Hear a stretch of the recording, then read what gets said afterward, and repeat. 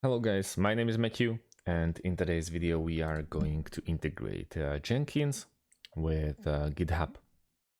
First things first, we have to use Zapier.com.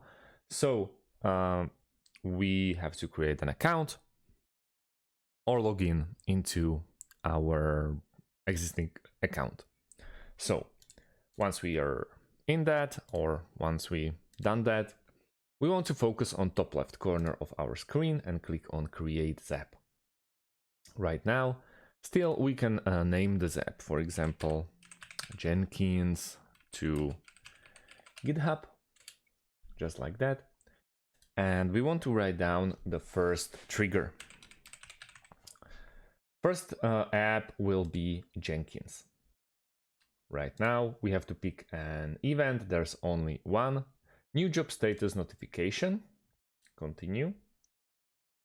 And at the moment, we have to test the trigger if it works. So that's the first action. And you see, we can copy the URL and then into the action, which is GitHub. We click at GitHub.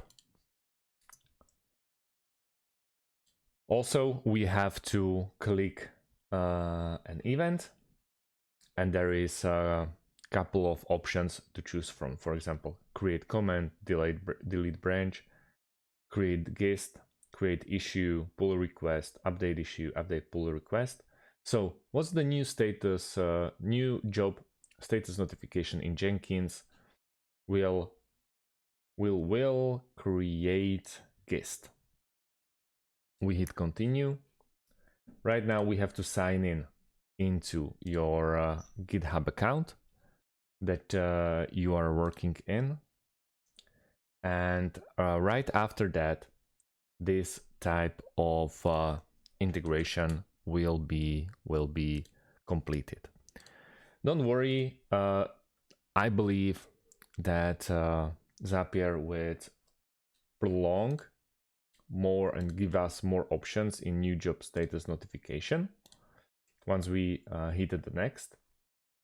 And don't worry, this is just between Jenkins and Zapier, so you know that it will communicate between each other, and they will communicate, don't worry.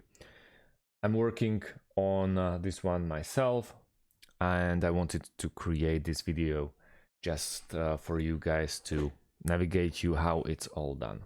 So if you have any types of questions, please leave them underneath this video and I'll answer them as quickly as I can. Thank you guys for watching and see you in the next one. Have a great day and goodbye.